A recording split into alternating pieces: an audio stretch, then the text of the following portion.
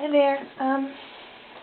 Just a quick update for you. I'm not a very happy camper tonight. If anything can go wrong, it certainly has tonight. The only good thing is I did finish the animal print, the tiger boots, and they turned out really cute. I'm very happy with them. I like the base on them. I used the foam sheet,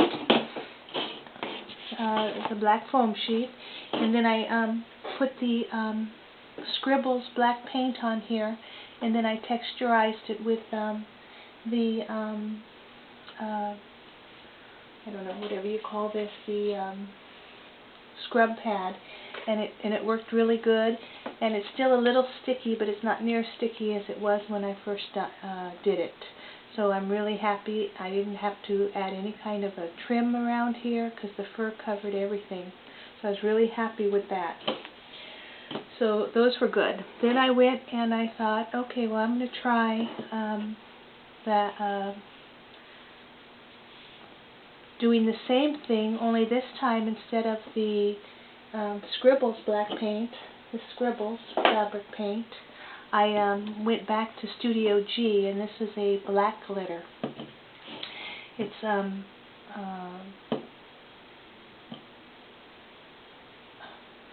Studio G. The problem with Studio G is they don't give you a number. They don't tell you anything about the color. Everything's marked exactly the same, and I wish they didn't do that, but they do, because you really just have to find out by looking what the colors are. It's just really strange, and I've read them. I went online and everything trying to find them.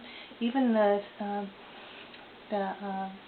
UPC code is the same. The serial numbers are all the same. I don't know what why they do that, but there's a lot number, but I don't know.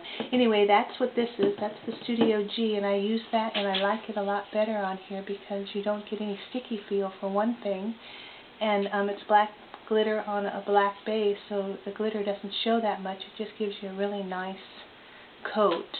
The only problem with this one is, like I said, I couldn't, even though I made the boots and I put a thin coat of hot glue trying to get a smooth surface on the bottom of these boots so that when I did glue on the base it would be a perfect fit, but there's just no way to do that. There's gaps in here. But one thing I did try on these is I trimmed the heel down an 1/8 of an inch all the way around the heel, and then I did an 1/8 of an inch up one side, and I ended up getting a really streamlined boot. And this one I crossed over in the back. I didn't line this one, but this is more of a tighter fit on your doll's foot, but it's also more of a adult-looking boot. I probably won't make any more of these for this doll because I want my doll to look more little girlish than I do adult for my granddaughter at her age. But this is an option you can use if you want to do that. Since I used my clear pattern, I tried to blend my stripes and it didn't work. So I ended up putting a dress it up button. This is gold with a black inlay on it, and it matches these shoes good. But they're cute shoes. It's just that I think they're more adult looking than they are for a little girl. But they're okay. Another problem I had tonight is I thought I'd try my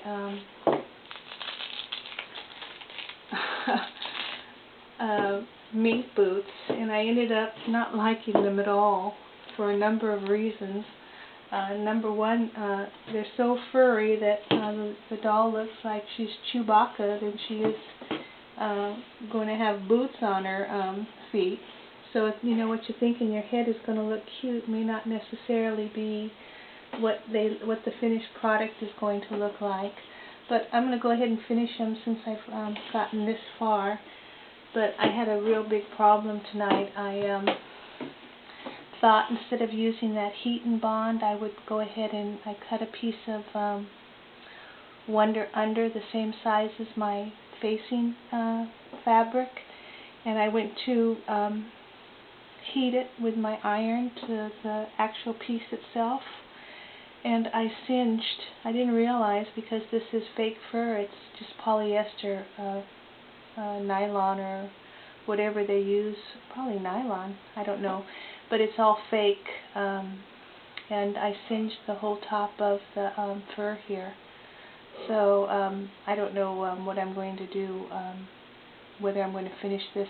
Another thing is I was going to make my seal here in the back with my Velcro, and I didn't realize that you were going to see the back of my fabric. So I'm going to have to put Velcro on here and overlap them like this so you won't see the fabric. So that's another thing I didn't even think about, because on these I didn't really even take it into consideration because it blended right in with the tiger fur. But on this one, there's obviously no blending at all, so you're going to have to either go with the dark brown fabric or overlap your fur to seal it. But anyway, that's where that is. And I also, when I was at Hobby Lobby, I noticed that they carry the fabric, the sheepskin with the suede. They have it in pink and they have it in the tan color. And I thought, okay, if I make a pair of Ugg boots, what am I going to use for a base? So I cut out a regular sole, and then I found my, I tried to find some paint that was close to the tan color, and all I could come up with that I have on hand is this latte color. So I put a lot of paint on here. I had to coat it like, I don't know, probably a good 5 times, because the paint just soaks right into this foam board.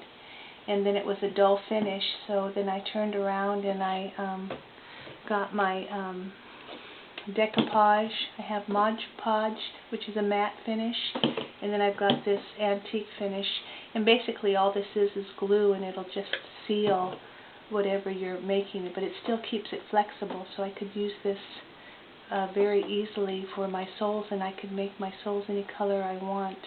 I use this antique finish because this one's getting old and it's drying up, so I use this one, and it's actually turning yellow on me already, because that's what it is. It's an antique finish.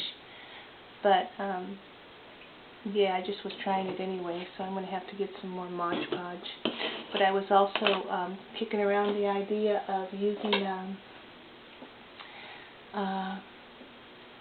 X-Acto knife, and I could actually, on these soles, you can actually carve a actual texture to your soles on this foam board. It's very simple. You just can cut right in there, and it'll, well, I can't now because I got paint all over this one, but when it's a fresh piece, you can cut and actually texturize your shoe base. Like the Uggs actually has a texturized, some of them anyway have a texturized sole, but it depends on how much time you want to put in on your shoes. But anyway, that's where I'm at, and just some ideas to, just some things that I've done that haven't worked out, so you don't make the same mistakes that I have, especially singeing the fur. Okay, so that's it. I'll talk to you later. Thanks for watching.